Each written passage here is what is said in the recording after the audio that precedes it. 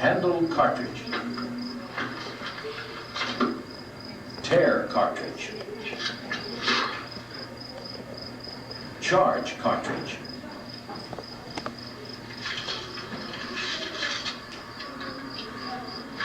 Draw rammer. Ram cartridge. Return rammer.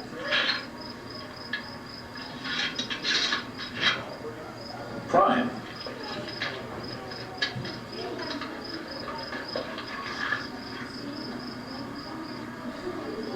Shoulder arms. Ready? Aim. Fire.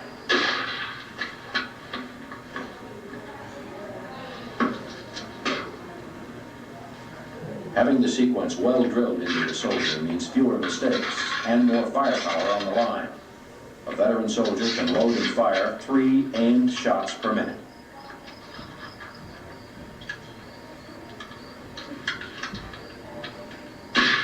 A single soldier is like a single bee or ant. They only become really effective in groups. They stand and support each other. Shoulder, fire. Firing by file. Come in, fire.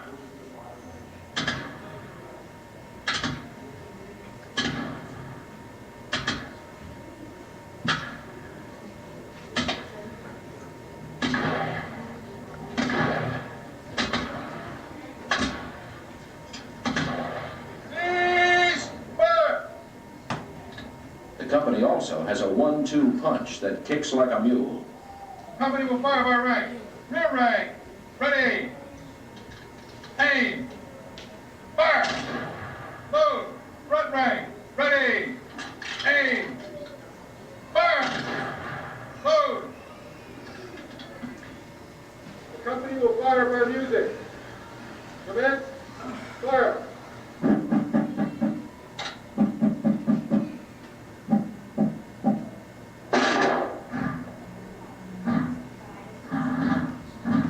Generally, when coming into engagements, they fire a volley for effect, and then the men fire at will to get the most lead possible into the air.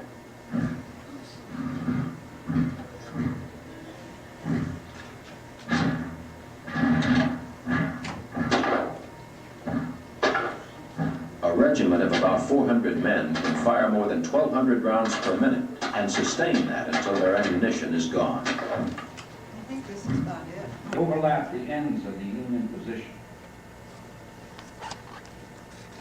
The right flank of the Union line at Barlow Knoll, in particular, was in danger. Finally, the right end of the Union line crumbled. Then, the remainder of the Union forces on left and center were dislodged and compelled to fall back along this line. The Confederates continued to press the Union men and drove them through the streets of the town of Gettysburg.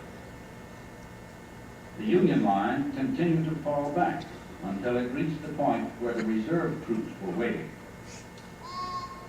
And then, with their assistance, the cover of the ridge, the retreat was halted and the line reorganized.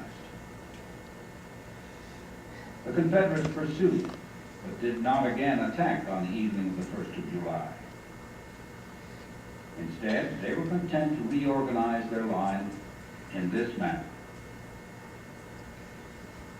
And as the campfires began to appear behind the lines the night of July 1st, the two armies occupied these positions. To sum up the first day, the Union forces were driven back through the town of Gettysburg, a distance of nearly 2 miles, and the retreat ended here, where we are located, on what is called Cemetery Hill. In the meantime, the Confederate commander, General Lee, arrived on the field and made his headquarters here. General Meade, the Union chief, arrived and made his headquarters there. Meade's headquarters is just about 600 yards south of the visitor center, our present location. During the night, a few additional campfires appeared behind the Confederate line, out along the Chambersburg Road, indicating the approach of the head of Longstreet's column. Lieutenant General James Longstreet commanded the First Corps of the Confederate Army and was a trusted friend and confidant of General Lee. His approach would not have been as consoling to the Confederates if they could have seen the great number of additional campfires springing up in the Union rear, indicating the arrival of many more Union forces. This buildup of Union power took shape throughout the morning of July 2nd. As the campfires leaped out behind the lines, the newly arrived Union troops moved into position along the front. No fighting had occurred during the night of the 1st or the morning of the 2nd, and that is the appearance of the two lines as they approached the first fighting on the second day at Gettysburg. The 3rd Corps of the Union Army, under General Daniel Sickles, advanced to a new position ahead of the Union position. When Sickles reached that point, he received word that Confederates were moving from the west. This was Longstreet moving in. Sickles' line was spread out in this way. An angle was formed in the line at the famous peach orchard along present-day Business Route 15, the Emmitsburg Road, the road to Washington. The left of the line rested at a large ledge of rocks called the Devil's Den. Longstreet is ready. His men come forward in line of battle from Seminary Ridge. He opens by advancing his right toward Big Round Tower, the large hill at the southern end of the battlefield. Big Round Tower held no immediate importance because it was wooded and too rugged for artillery. The smaller hill to the north, Little Round Top, had recently been cleared of trees. It became a key position at Gettysburg. If the Confederates had occupied this hill, the smaller one, they may well have won a victory at Gettysburg because, from the crest, their guns would have commanded all of the ground between our present location and Little Round Top. The man who is sometimes called the savior of Gettysburg, General Gouverneur K. Warren, rode to the hill and realized its importance. When he saw the Confederates coming, he rushed a brigade of 1,300 men to guard it. And just as the brigade was positioned, the Confederates struck in this fashion. The one brigade checked them until another arrived.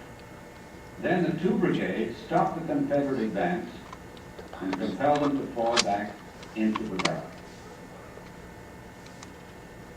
In the meantime, additional Confederate units were moving in. The Union forces in Devil's Den were driven back into the Valley of Death. The Union forces in front of these Confederates were driven back across the wheat field. 7 Union brigades plunged in and regained the wheat field.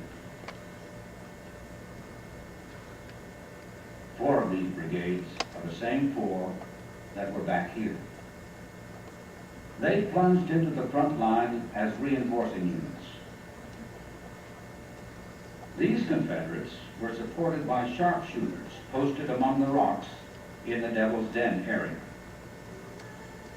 The sharpshooters were picking off the Union men on Little Round Top, including some of the prominent Union officers on the southern end of the field. Now Longstreet sent the remainder of his column forward. His entire column was in motion. It had left Seminary Ridge and was pressing towards Cemetery Ridge. Union reserves were quickly pushed in there to plug the hole in the line. General Sickles, commanding the Union left, was at this point when his right leg was nearly torn off by a Confederate shell. The one-legged officer outlived all the other corps commanders who fought in the battle. Sickles died in 1914, 51 years after he lost his leg on this field. Longstreet's Confederates continued their advance. They swept through the peach orchard and drove the Union line back in this fashion. The Union forces in this sector were driven out, and Longstreet's troops moved into the wheat field, fought their way through the wheat field into the Valley of Death, and launched another assault on Little Round Top. But again they were stopped when they bumped into that little hill. The farthest advance of that particular portion of Longstreet's column is marked by the little stream in the Valley of Death, which became known as Bloody Run. In the meantime, the left of the attacking column, part of A.P. Hill's corps, had swept the Union line back to Cemetery Ridge. They were stopped because of that ridge, and because the Union reserves, many of them from the right of the line, were rushed forward. They went into line of battle along the ridge, bolstering the line, stopping Hill's advance and compelling them to turn back. The right wing withdrew first. Then Union troops struck the center to the edge of the wheat field, where they stopped. The wheat field stood between the two lines, now a bloody no man's land. This little green light indicates the location of a portion of the 1st Minnesota Regiment. During the action we have just covered, this one regiment attacked and stopped 2 brigades, but lost almost 70% of its men engaged. Most of the losses were suffered in about 15 minutes. The Confederates in that sector were in open fields. With the advance stopped, they couldn't stay out in the open, so they fell back, first along this line, and then back to the protection of Seminary Ridge. These Confederates on the right stayed in their advanced position. They were protected by trees and rocks. That ended